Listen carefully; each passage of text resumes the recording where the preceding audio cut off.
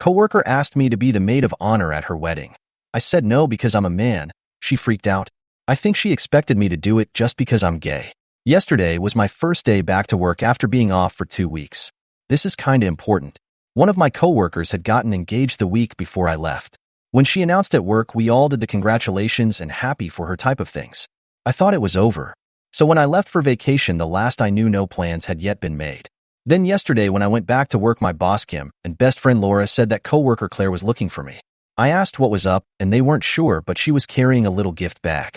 A few minutes later, Claire found me and asked how my vacation was. I was telling them about it, and she cut me off and said she had a very important question to ask. She handed a little gift bag and asked if I would be her best man of honor for her wedding. I thanked her and told her that typically this would traditionally go to a close female relationship. She responded that there was nothing traditional about her wedding, so it was good. I looked over at Laura and Kim, who were both trying to keep from laughing. I again thanked her, congratulated her, and told her that I wasn't interested in being part of her wedding party and that I would be happier being a guest in the audience. I swear when I said this, it was when we watched her entire demeanor changed and a switch flipped. She went off saying that I have to be in her wedding and that she doesn't understand why I would say no. I told her that we only knew each other for a short time and that I had no interest in trying to plan parties, dinners, and shopping trips. She told me I needed to think about it and she would get back to me later. I told her go for it, but my answer will be the same. She walked away and I looked at Kim and Laura and asked what the ever-loving fresh creepy hell was that? Kim started to laugh and said she didn't know, but saying no like I did might have saved me a lot of headaches in the future.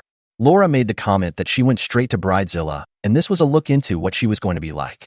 Claire came back today, however. She went with a different approach and handed me a list of what she wants me to do in her vision of how she sees things. I asked her why she gave me this, and she said that as her man of honor, these were my responsibilities. I told her again that I was not going to do any of this. She started again that she needs me to do this and how much fun it was going to be. Then she asked, haven't you ever wanted to be part of something special? I told her I was. I was a nurse. Enter Kim, who could sense that I needed help and told Claire one of her patients needed her help. I told Kim that if this keeps up, I might need her help. She said she was already watching it and Anne would intervene if I needed it. What did I miss? We aren't that close. She just transferred down to my unit from a different unit 6 months ago. I had no idea who she was until that point. Laura is saying that she is close in age to me, and she might feel that to be enough of a connection. Did I miss something? When we are asked, are we supposed to automatically gush and jump up and down in excitement? Why is saying no a bad thing? Some of OP's comments. Commenter. It seems Kim is useless here. You really need to go over Kim's head and nip this in the bud right now because Claire isn't taking no for an answer. OP. Kim will help. I know she will. She is just waiting to see what her next step is. I have had to have her help with a work issue before. If I have problems with her the next time we work together, I'll let Kim loose. Could this be some weird way to flirt? It won't work with me. I like men. LOL, and I have a boyfriend. LOL. Commenter. I'm not an expert, but isn't this an HR issue now? I mean, isn't that like harassment? OP. It becomes an issue if I report it. My boss is seeing all of it so far and has said that she is watching the situation and will intervene if it keeps going. I'm off tomorrow, so I won't see her for a couple of days. Commenter. She wants to show off how different and edgy she is by having a man of honor. She may also admire your organizing skills and get it done demeanor and thinks you'll throw her great wedding-related parties. OP. I'm a bad gay guy friend. I'm organized when it comes to a lot of things. But planning a wedding is something I've never done and really don't want to learn to do. If I were to ever get married, it's midnight under a full moon at the beach with a few friends and a cookout the next day. LOL. Commenter. Okay, this is going to sound weird, but since she's advertising that it's a non-traditional wedding, is it possible she's after you for a specific reason? Are you gay or part of a racial minority? It's possible she wants her wedding to look super diverse for Instagram reasons, and maybe she's after you for a specific vibe in the pictures. Regardless of the reason, NTA. OP. I don't know her background. Yes, I am gay and the entire department knows it because I was dating a former nurse and we broke up. Now I'm dating someone from a different department and it's all known. All she said was it was a less than traditional wedding and it would be okay.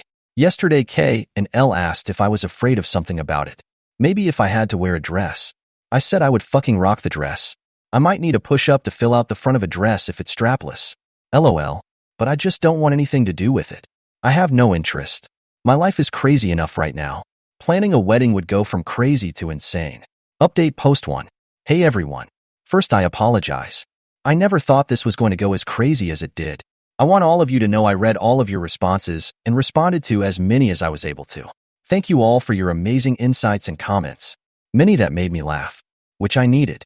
I have been sick and that really helped to cheer me up. I had to meet with my lawyer today regarding family issues. Editor's note, OP goes into detail about those issues in other posts on his profile, but they weren't relevant here so I didn't include them. My neighbor/best friend/coworker Laura took me. I really felt awful and driving wasn't a good idea. We were talking about this on the way and we both were asking a lot of the same questions that all you were asking. The big one was that we were asking about the circumstances of her transfer. She went from Med-Surg 4W to the ER. That is a huge change. I have to work tomorrow, so we will see what happens. But Laura and I are going to ask him about the transfer and raise a couple of other concerns. After I got home from the meeting with my lawyer, I slept for the rest of the day. Many of you asked about if Claire and I hang out outside of work. The answer is no. I really don't know anything about her. I have helped her a few times with patients and different things. But our relationship is 100% purely work-related. That was why I was so surprised that she asked me to do this. That is why I was so surprised that she asked me about being the man of honor. I have a very small friend base, and in all honesty, I like to keep it that way. I really have no interest in being a part of this. I'm not a wedding person. After reading so many Bridezilla stories and hearing about over-the-top weddings, they have become a huge turn-off to me, spending tens of thousands to hundreds of thousands of dollars with insane, unrealistic demands that turn people against each other. Why? I would rather use that money and spend that time planning my next trip or vacation. Many people said that I was being used as a token or prop in a wedding, or a gay best friend. I never really thought about it. I admit that I'm out and proud. But I'm not going to just pretend to be someone's friend just so they can fulfill some kind of fetish they have for wanting to have a gay best friend, or some kind of status she feels the need to fulfill. It takes me a lot to get offended, but if this were actually the case, then I would really be rather offended. I was not put on the face of the earth to be someone's play toy.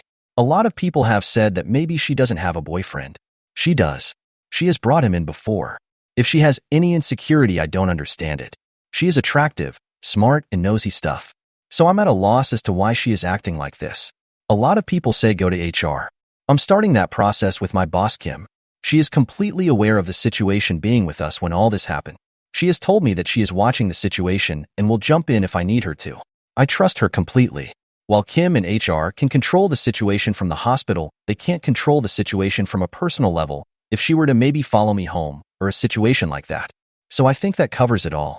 I wish I could say this is over. But most likely there is more to come. Set your update me. Comments. Commenter.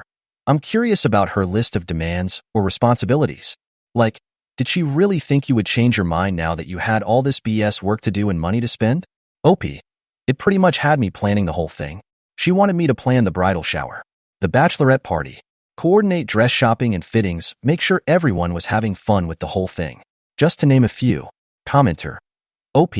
What the ever-loving fresh creepy hell is this? LMAO rolling on the floor laughing face with tears of joy. Rolling on the floor laughing face with tears of joy. OP. I had no idea what the ever-loving fresh creepy bell was from something. It's just something I have always said. Mini update in comments. I'll be posting an update in a day or two. Things came to a head today, and it was pretty much just as everyone was saying. I need to take some time to understand everything that happened today. I also have a meeting scheduled Monday with the director of nursing at my hospital, which should bring closure. I hope. Update post 2. This intro is going to be long, but I'm telling you about this for a reason, and later in this update it will make sense. I'm hoping this will be done, and that this will be the last of this whole situation. I was born into a family where I was referred to as an issue that needed to be dealt with. I lived in the shadows of my sister, who was the child my parents wanted. They wanted one child, which was a girl. That way Dad had his daddy girl, and Mom had mommy little princess. Then I came along. Keep in mind that I'm 23, so back then my parents had options, but chose to not use any of those options. So instead my parents raised my sister, and I was raised by a nanny who even to this day is one of the biggest influences in my life, and I am so grateful for her. She helped me with so much. I finally realized that all these years later that by being referred to as an issue that needed to be dealt with, that they stripped me of my humanity and individuality and self-worth as a person. I think that's why I have worked so hard to establish myself in my career and in my life, as a way to become a person again, and not just be that issue that needed to be dealt with. This past Thursday things came to a head with the bridezilla, known as Claire, and the truth came out. My best friend Laura has been sticking close to me when we work together if Claire was to start something. We weren't sure if she was going to leave it alone or start up again. I was really hoping that it was done, but she had to try once again. I've been sick and I had a busy morning, so I really just wanted a few minutes to go to the bathroom, grab a quick snack and maybe breath. Claire came up and had her list and asked if I had a few minutes to talk about the wedding planning. I looked at her and told her again no, that I was not interested in being part of her wedding and that I was not going to help in any way, and she needed to drop the subject and leave me alone. Again, she went into the who thing of how I was going to do this and how much fun it was going to be. Here we go with that line all of you love the first time. Why in the ever-loving, fresh, creepy hell is it so important for me to be your man of honor? I'm not interested and I'm not doing it. It is as exactly as pretty much all of you told me it would be. She was just planning on using me as a token or a play toy. She took all of the fucked up gay stereotypes that are out in society and put them into one sentence. What modern liberal woman isn't going to have a gay bestie on her arm for special events? I felt everything in my stomach move and a wave of nausea come over me, and I felt like I couldn't get to the bathroom fast enough. This pissed Laura off to no end. Laura is really kinda like the overprotective sister that I wish I would have had, and took Claire off to visit our boss Kim and laid it all out. Everything that was said. Well, I wasn't in on that conversation, Laura, and Kim filled me in on what was said. Kim came to check on me, and I was still hiding in the bathroom. She knocked on the door and asked if she could come in. I asked her for a bottle of water first. While I was waiting, I realized two things. I realized why I chose to not hang out with her and why I didn't like her. I couldn't figure out why I didn't like her, just that there was something that gave me the heebie-jeebies. But I realized that I didn't like her because she is a different version of my sister. While Claire is educated and employed, she doesn't care about other people and their feelings. She is like my sister in the sense that if she wants something bad enough, she will figure out how to get it. The second thing I realized was that she did exactly what my parents did to me. She completely dehumanized me and reduced me to an entity. Just kind of turned me into a token or a thing for her. I think the word that best describes it is I'm must a play toy. What really gets me is that just like my sister Claire doesn't think she did anything wrong and I'm being too sensitive and a delicate snowflake. The next day an emergency meeting was held at work and Claire is being suspended pending investigation and a new transfer is being looked into. Kim made the request for her to be terminated.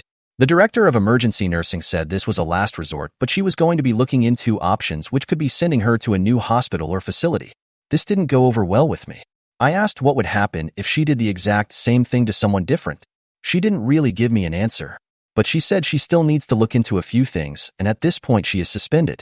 Anyway, here it is. I'm still pretty sick and had to work this weekend. If I can, I'll respond. I want to thank everyone for all the amazing support.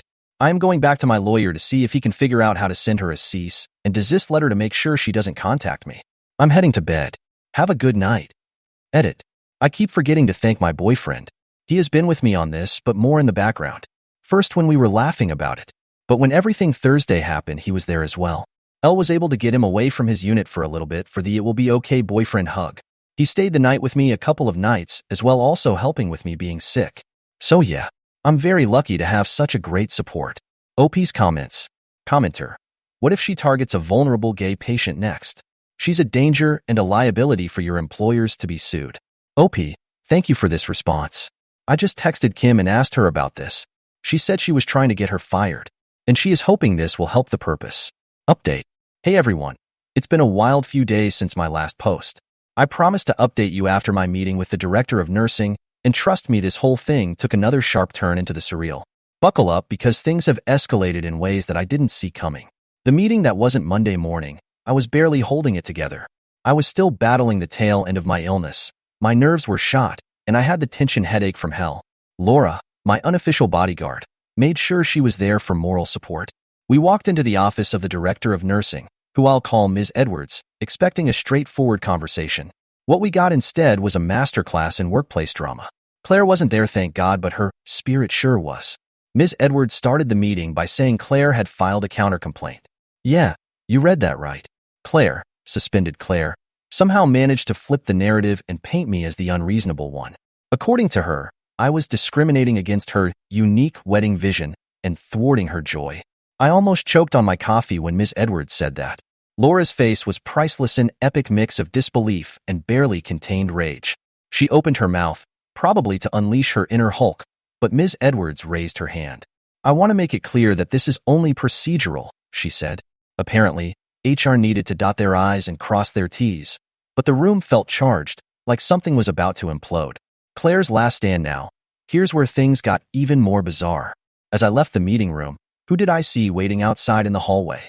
Claire. In a crimson dress that looked like she was auditioning for Mean Girls, the musical. She stared at me with this cold, almost serene smile that made my stomach drop. Before I could say anything, she stepped closer, just a little too close for comfort, and whispered, "This isn't over." Laura, who was a few steps behind, practically jumped between us. "Back off, Claire," she said, not yelling but using that tone that makes your hair stand on end. Claire's eyes darted to Laura and then back to me. "I thought we were friends," she said, voice trembling but not with emotion, with something that felt more calculated. By now, a couple of our colleagues had poked their heads out of their offices. Kim appeared out of nowhere, a human tornado of authority, and escorted Claire away. I didn't hear what she said, but the look on Claire's face as she was led down the hallway told me everything I needed to know her plan was unraveling, and she knew it. The aftermath and a revelation. I went back to work, trying to shake off the encounter. I was in the middle of charting when my phone buzzed. It was Kim. "Meet me in my office when you get a sec. Important." I felt the dread building but walked over. Kim's office was cluttered, the aftermath of a busy day.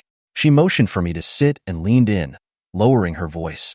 "I found out why Claire transferred," she said. Turns out, Claire had been given a strong suggestion to transfer after a similar incident in her last unit, though it wasn't wedding-related. Apparently, she'd targeted a fellow nurse, trying to manipulate him into helping her stage a medical hero photo op for social media. It had ended in HR meetings and a lot of red faces, but no official marks on her record. Kim sighed, looking tired but determined. "She's not just a bridezilla. She's a serial attention seeker," she said. "And now we have what we need to make sure she doesn't come back." The final straw, or is it? As of today, Claire is no longer just suspended, she's under review for potential termination. HR is consulting with legal about whether her behavior violates hospital policy enough to show her the door permanently. It feels like progress, but there's still an edge of uncertainty. My lawyer is drafting a cease and desist letter, and Kim promised to fast-track any reports of further contact. But here's the kicker: just as I was clocking out today, I got a text from an unknown number. "Hope you're ready for round 2. Winky face. And that's where I'm leaving this for now. I'm exhausted, still a bit sick, and more than ready to crawl into bed and pretend this week didn't happen. But I'm staying alert, and so is everyone around me. I'll update if there's more. God, I hope there isn't.